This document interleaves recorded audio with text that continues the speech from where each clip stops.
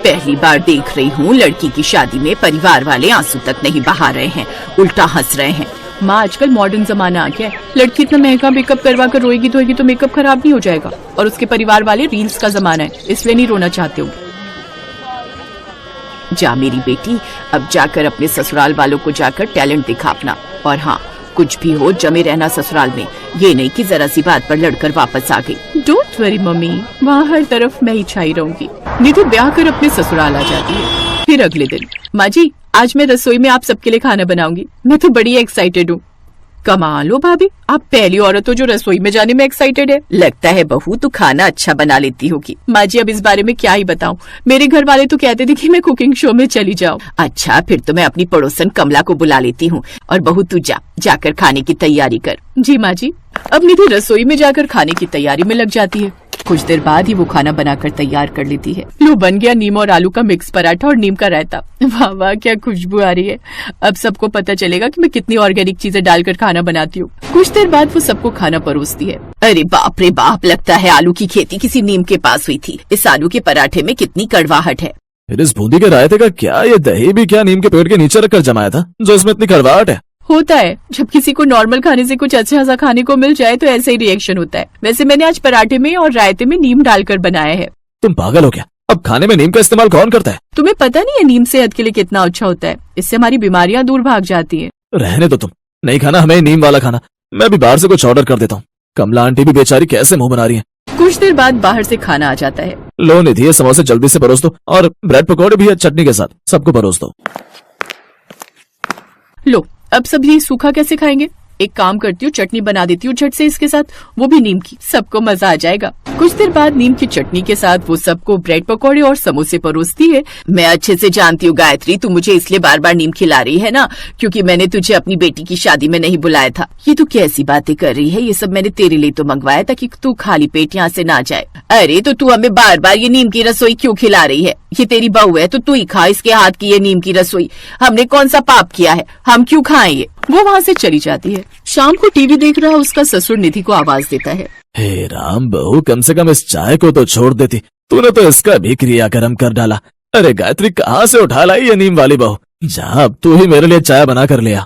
गायत्री जाकर चाय बनाने लगती है, लेकिन वो अपनी बहू के इस नीम वाली रसोई से परेशान हो जाती है। फिर तभी उसके दिमाग में एक आइडिया आता है। आज मैं इस जड़ को ही खत्म कर दूंगी, ना तो रहेगा नीम और ना बनेगी फिर नीम की रसोई। रातों रात ही गायत्री उस नीम के पेड़ को हटा देती है। अगले दिन, क्या हुआ बहू, अभी तक तेरा नाश्ता नहीं बना? जल्दी जल्दी ला। बस ले आई माँ जी। सब लोग सच में कितने दीवाने हैं मेरे खाने के। माँ ठीक ही कहती थी कि मायके वालों को तो सुख दे दिया, अब थोड़ा ससुराल वालों को भी नीम की रसोई का सुख चखा दूं। कुछ देर बाद निधि पकौड़े लेकर बाहर आती है। ये लीजिए आप सबके लिए गर्मा गर्म पकौड़े, अब जल्दी से खा लीजिए। वाह भाभी, आज तो मजा आ जाएगा। पता है मेरा पकौड़े खाने का कितना मन था। Thank you so much. अरे आराम से, पकौड़े गर्म है, कहीं हाथ न जल जाए। सब दीवाने हुए पड़े हैं मेरे खाने के। ये देखो, इसको कितने अच्छे लगे ये नीम के पकौड़े। क्या नीम के पकौड़े? हाँ, नीम के पकौड़े। लेकिन बहू, नीम का पौधा तो रात की आंधी में उखड़ गया, फिर तू ये नीम कहाँ से ले आई? वही तो, जैसे मैंने ये नीम का पौधा आंगन में नहीं देखा तो मैं तो परेशान हो गई और झट से बाजार से नया पौधा ले आई। मैंने ठीक किया ना माँ जी? क्या खाक ठीक किया? मेरा मतलब है वो आंगन वाला पौधा तो मेरे हाथों का लगाया हुआ था ना, लेकिन ये बाजार का तो ना जाने कैसी कैसी दवाइयाँ उसमें छिड़कते होंगे। हाँ, और कहीं ऐसा ना हो उस दवाई वाले नीम को खाकर हमें कुछ हो ही जाए। नहीं नहीं, ऐसा मत कहिए, आपको कुछ नहीं होगा। अब मैं ये सारा खाना यहाँ से हटा देती हूँ और बिना नीम के नाश्ता बना कर लाती हूँ। अब मैं समझ गई हूँ, इस लड़की को बात घुमाकर ही समझाया जा सकता है। अब देखना, अब हमें खाने को मिलेगी बिना नीम की रसोई। उस दिन सब घर वाले बहुत खुश थे क्योंकि बड़े दिनों बाद उन्हें बिना नीम का खाना जो खाने को मिला था। गायत्री भी बड़ी खुश थी। अब वो सब बेफिक्र थे, लेकिन शाम को निधि जैसे ही रसोई में जाती है और दाल में नीम का छौंका, साथ में नीम के पापड़ और नीम की चटनी और चावल बनाकर ले आती है। फिर से नीम देखकर वो सबके सब अपना माथा पकड़कर बैठ जाते हैं।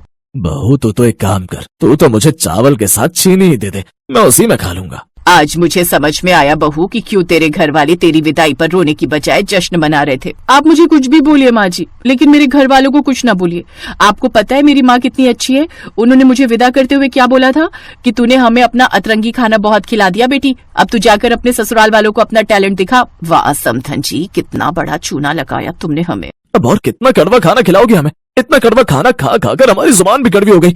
मेरी समझ में तो नहीं आ रहा है कि परसों नैना को लड़के वाले देखने आ रहे हैं, उन्हें भी कहीं ये नीम वाला खाना न खिला दे। नहीं नहीं, मैं कोई रिस्क नहीं ले सकती। ऐसा कर बेटा, तू कोई रेस्टोरेंट बुक कर ले, हम सब कहीं बाहर ही मिल लेंगे। फिर परसों वो सब लड़के वालों से मिलने जाते हैं, जहाँ नैना के चेहरे का ग्लो देखकर लड़के वाले उसके चेहरे से अपनी नजर हटा ही नहीं पाते। वाह वाह, क्या ग्लो है तेरे चेहरे में, एकदम चांद की तरह चमक रहा है। क्या खाती हो तुम? नीम के पत्ते आंटी जी, जब नीम पेट में जाएगा तो अपने आप चेहरा तो ग्लो करेगा ही। हाँ वो तो है, लेकिन कड़वा मुंह भी तो हो जाता है। अच्छा, वैसे हम ना हर बात पहले ही क्लियर कर दें। आजकल ना लोगों को बीमारियां होती हैं, लेकिन वो छिपा जाते हैं, जिस कारण आगे होने वाले बच्चों को भी ये दिक्कत होती है। इसीलिए मैं चाहती हूँ कि कल सब फैमिली वाले अस्पताल जाकर अपना चेकअप करवाएं। हम सब भी अपना करवाएंगे। अगले दिन सब चेकअप के लिए अस्पताल जाते हैं, जहाँ उनका बीपी, शुगर और थायराइड सब नॉर्मल आता है। ये तो कमाल हो गया, हम सबकी रिपोर्ट्स एकदम नॉर्मल आई हैं। ये सब सिर्फ तुम्हारे नीम के पत्तों के कारण हुआ नहीं थी। जो काम डॉक्टर की दवाइयाँ नहीं कर पाई वो तुमने कर दिखाया।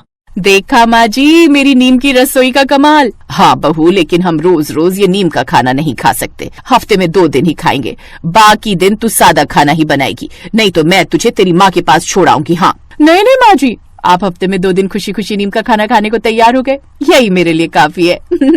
उस दिन के बाद से अब वो सबकी पसंद के खाने का ध्यान रखती है।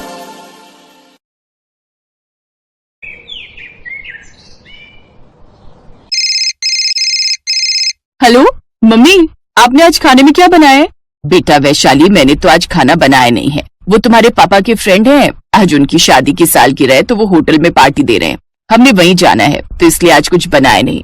हाँ, एक बार तुम्हारी भाभी से पूछ लेती हूँ, अगर वो रात को डिनर पर बाहर नहीं जा रही तो रुको मैं पूछती हूँ। नीलू, तुम डिनर के लिए बाहर जा रही हो या फिर घर पर बना रही हो कुछ खाने का? मम्मी, मैं तो आज घर पर ही खाना बना रही हूँ। अरुण का मन था चाप खाने का, तो आज घर पर ही ग्रेवी चाप बना रही हूँ। क्यों, क्या हुआ? आप ये सब क्यों पूछ रहे हो? आप लोग तो पार्टी में जा रहे हो ना? हाँ, वो वैशाली पूछ रही थी कि मैं आज क्या बना रही हूँ। हेलो वैशाली, तुम्हारी भाभी सोया चाप बना रही है। चाप का नाम सुनकर तो मेरे मुंह में पानी आ रहा है। मम्मी, भाभी को बोलो ना प्लीज, भैया के हाथ मुझे थोड़ी सी चाप भेज देंगी। यहाँ पर तो घिया बना है, और आपको तो पता है मुझे ये तोरी घिया बिल्कुल भी पसंद नहीं है। हाँ ठीक है, अरुण ऑफिस से आएगा तो मैं बहू को बोल दूंगी, तुम्हारे लिए टिफिन में पैक करके भेज देगी। बस वैशाली को तो बहाना चाहिए हमारे घर से सब्जी लेने का। पता नहीं शादी के बाद भी पीछा नहीं छोड़ती। खुद के ससुराल में अगर तोरी घिया बनता है तो यहाँ पर फोन करके दिमाग खराब करती है।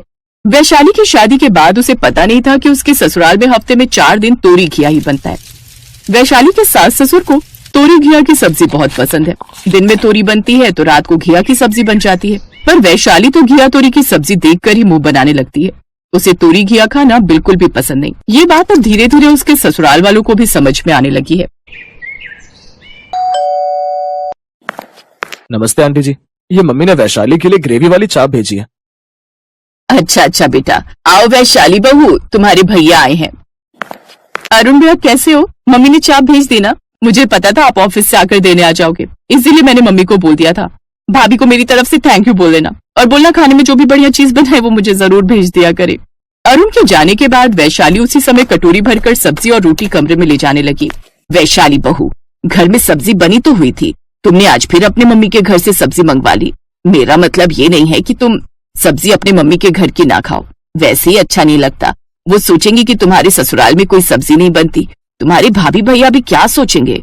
मम्मी जी, उन्हें पता है मेरे ससुराल में हर समय तोरी घिया की सब्जी बनती है, इस वजह से वो कुछ नहीं कहते। अब मैं अकेले के लिए यहाँ पर तो कोई सब्जी बनाऊंगी नहीं, और वैसे भी मुझे ज्यादा सब्जियां बनानी नहीं आती हैं।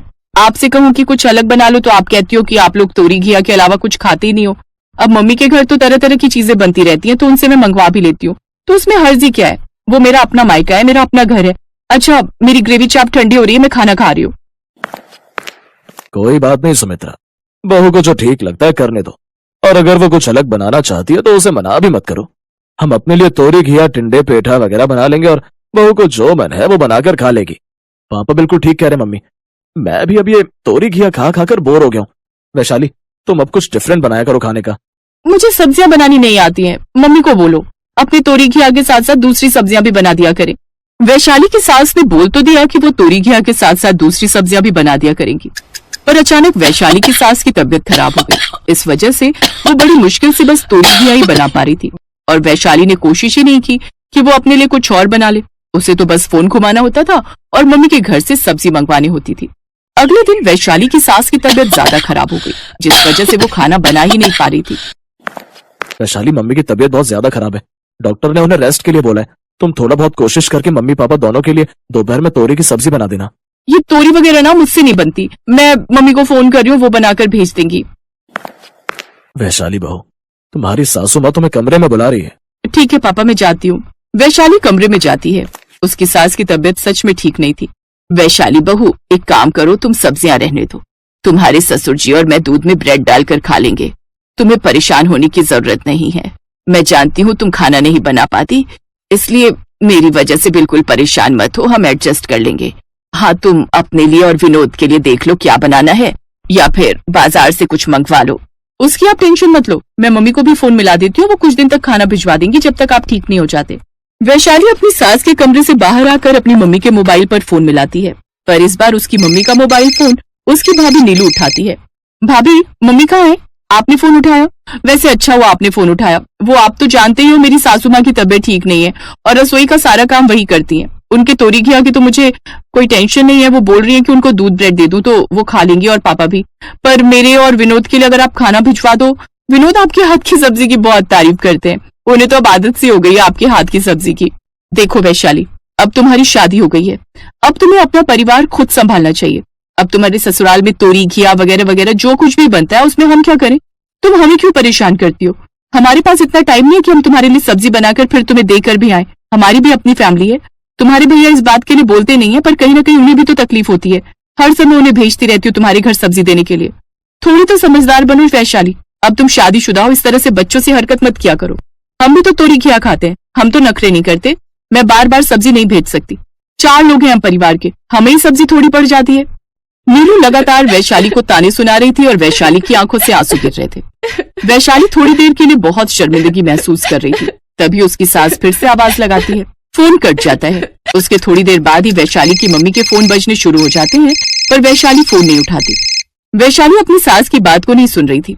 वो चुपचाप रसोई में गई, उसने घिया उठाया और उसे काटने लगी। उसने अपना मोबाइल फोन खोला और घिया से बनने वाली तरह तरह की रेसिपी की वीडियो देखने लगी।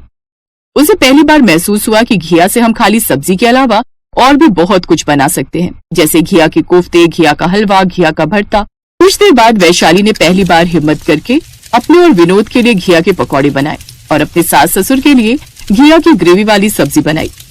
जोश जोश में वीडियोस देखकर वैशाली ने उस दिन पहली बार बहुत ही टेस्टी घिया की ही 2-3 चीजें बना ली।